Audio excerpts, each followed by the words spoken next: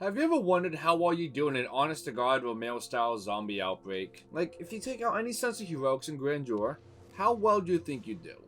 If your answer is, yeah, I do fan-fucking-tastic, then get ready for your bubble to be burst, because Zombi is a game that takes place entirely in the city of London, putting you in the shoes of a randomly, quote-unquote, generated survivor who has found themselves being assisted by a faceless, bodiless, and quite possibly insane voice known only as the Prepper, after a strange and, by all means, biologically impossible disease has ripped a bloody and sinewy path through the city. The game's story then follows you and your attempts to survive, all while grasping at every straw you can to escape London with even a semblance of your previous humanity intact. The game takes place seemingly over the course of a single night, depending on whether or not you use the game's save function in the form of a bed. Over the course of the game's story, you meet a few rather colorful characters, including a rather perpetually panicked-looking sniper and, You've been gone so long. No, don't cry. It's not your fault, son. Who are you? Where's my son? Dad? Can you come up, please? perfectly stable gas station owner. If I had to pick a favorite, it'd have to be this guy though, as his story is 100% visual. No verbal acknowledgement of what happened. You just walk in with an objective, maybe even hoping to find a fellow survivor, and you're greeted with a rather grisly yet telling sight. The game has many scenes similar to this one, with plenty of stories and questions in some cases, being presented to the player only through the environment around them. Now, I think the best place to start is the game's soundtrack, as it is where a lot of the game's sound design really shines through.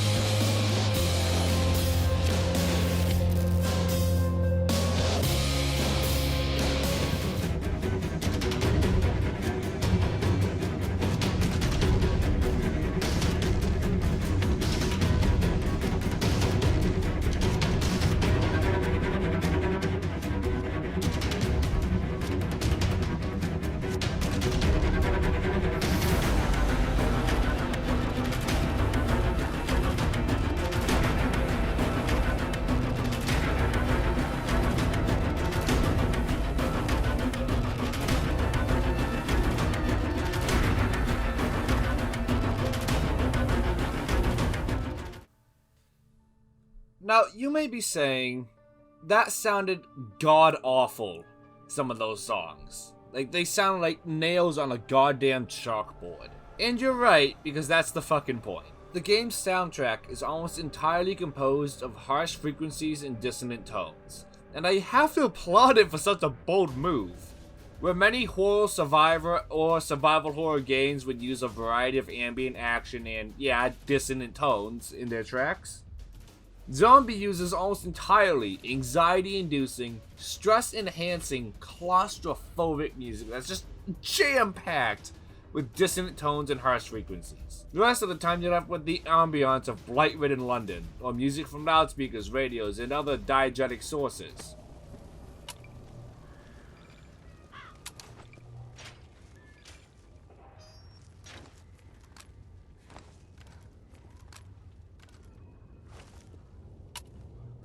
I think my favorite example is Dr. Knight's insistence on playing classical music at all times. The relaxing, almost safe feeling of a full orchestral arrangement helps to distract you from the fact that just outside the door you just walked through, there are two zombified and hangry soldiers locked in a cage, just waiting for the moment they get to disembowel the meaty little flesh pack that you call a body. Seemingly as a direct juxtaposition to the game's sound design, the graphics are less than great. Looking like an early PS3 title, Zombi doesn't do too well in its appearance, and honestly, I think that adds to its impact. I went in expecting not to be scared by anything short of a cheap jump scare, of which there's only really 2 in the entire game, and I was surprised by how much the audio of this game affects the impact of your experience. This can be somewhat forgiven, however, as it originally released as Zombie U on the, you guessed it, Wii U. That console didn't have the most processing power, and hoped that they'd use the opportunity of a port to more modern hardware to up the graphical fidelity of the game. Sadly, they did not. In fact, it seems they actually downgraded a few things. The game is almost always plunged into darkness, so unless you want to have your high beam on at all times, I'd suggest you boost the brightness just a tiny bit.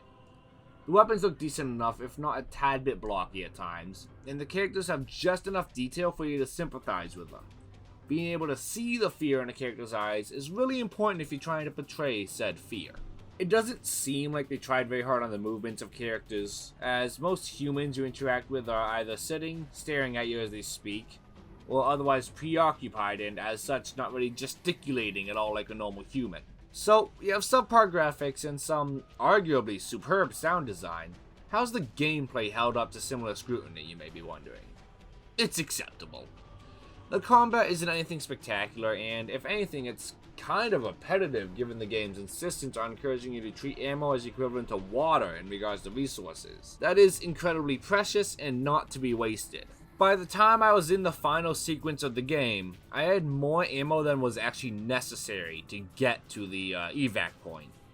So it's safe to say that if you play the game properly, you're gonna have plenty of ammo by the time you're at the end. The movement is rather vanilla. You've got two speeds, walking and slightly faster jog sprinting. You can cross over certain obstacles and climb up onto crates and other similarly heighted surfaces. But aside from that, it's actually rather restrictive and clunky, seemingly by design. The zombies move at a pace just barely faster than your walking speed, but well below your sprinting speed. This allows you to outrun individual blighters, but in groups you're better off putting them out of their misery, as they tend to surround you quite quickly. There are some relics from the original Wii U release, however. As an example, in the original release, your inventory was on the gamepad, and the TV would show a third-person view of your character going through their pack or other containers. This would force the player to look down, away from the screen, and constantly check between their inventory and their surroundings. The port, however, retains that third-person view but shoves the inventory on top of it, rendering the camera switch pointless. On top of that, the map and radar seems to still act as a separate screen. In the Wii U version, it too was on the gamepad, and as such, would display the same loading screen as the television. In this port, that effect is still visible for a second after loading screens as the new map loads. Aside from that though, it's a rather decent port gameplay-wise, and that last one's more of a nitpick than anything, just something that bugged me. As I stated earlier, your movement seems to be clunky by design. You can't train your former neighbors around Brick Lane indefinitely, as your turn speed, movement speed, and general stamina are rather limited by modern standards. They can and will catch up to you sooner rather than later. On top of that, some infected citizens have developed special abilities, forcing you to move almost constantly. The first freak, as I've come to call them, is this punk rock looking head ass. I can't entirely tell if the Thunderbolt looking shit above him is actually there or not, as no one explicitly acknowledges their existence. Implied bioelectricity aside, this guy's a cacophonous shriek that attracts other infected to your location. This has a tendency to spawn blighters behind you, commonly through vents and other barricades, and force you to prioritize him as he will constantly summon new enemies to overwhelm you. These freaks are how the game forces the player to adapt. Some of them, like this jackass, will summon new enemies, while others will force the player to retreat with a variety of abilities. The game does well introducing you to these enemies in a relatively safe manner. The Shrieker is introduced to you early on, given enough focus for the player to know that he should be prioritized, and doesn't appear again until a few quests later, after the player has, hopefully, become more experienced at dealing with crowds of blighters. That bloody punk's making enough noise to raise the dead. It isn't until the final mad dash to the finish line that throws the freaks at you in any significant manner. My personal favorite and simultaneously least favorite freak is introduced to you as a pseudo-boss fight, which brings us to the story. The story of this game is rather bland and vanilla at the surface level, mostly being told through your one-sided radio chats with the prepper, but collectible newspaper clippings and letters of various types help paint a broader, much more interesting story behind the second blight of London. Essentially, this disease has been around since, at the latest, the times of the Black Death. Most outbreaks of this blight were quickly isolated, extinguished, and covered up by the Catholic Church as just another village wiped out by the plague. A man named John Dee, who, so far as I can tell, did exist in the real world but didn't actually provide a black prophecy of any sort, discovered this cover-up and tried to warn the British royalty, only to be deemed a use of black magic and effectively excommunicated from his circles.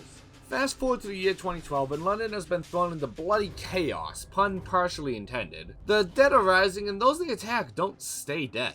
It's never explicitly stated whether or not the outbreak was isolated to London itself, or if this is happening all throughout the British Isles, but based on the fact that London specifically seems to be targeted by Operation Firewall at the end, it's safe to assume London was quickly walled off and is under heavy surveillance.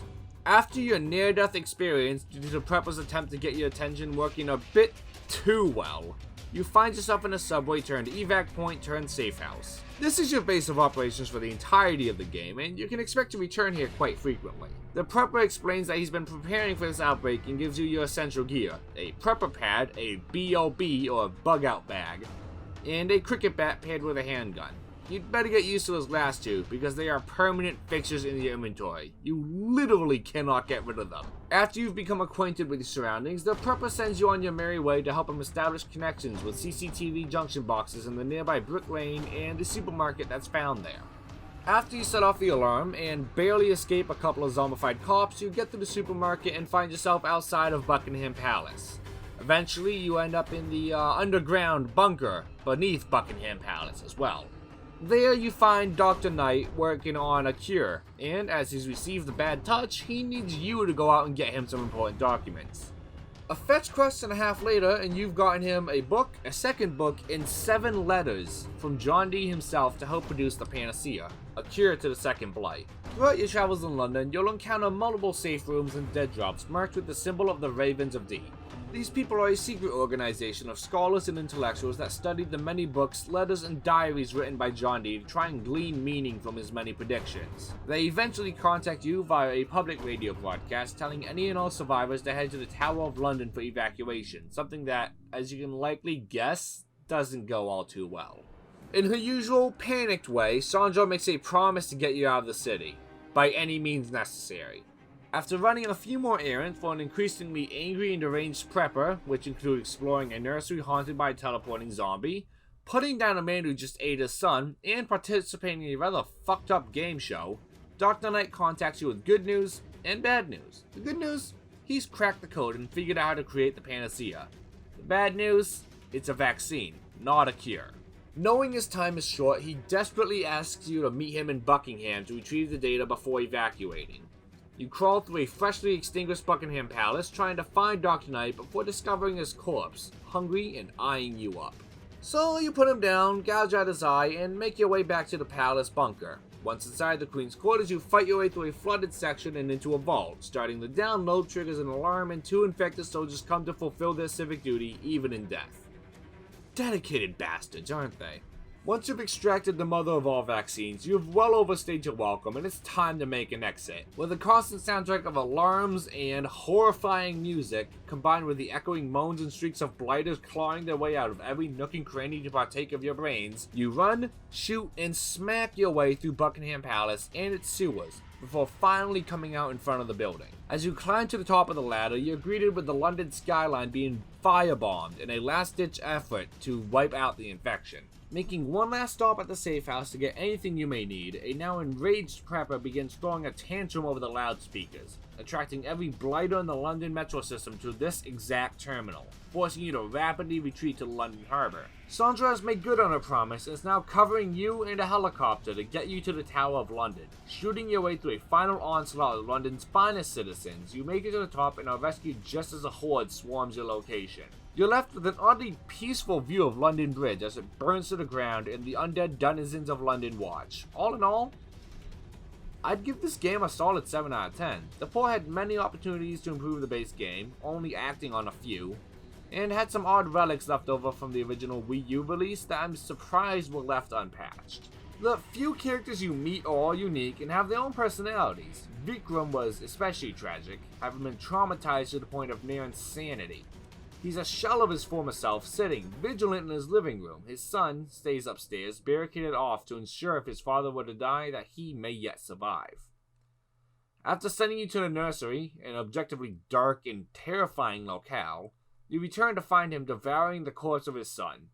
Just enough humanity left to beg you to put him down.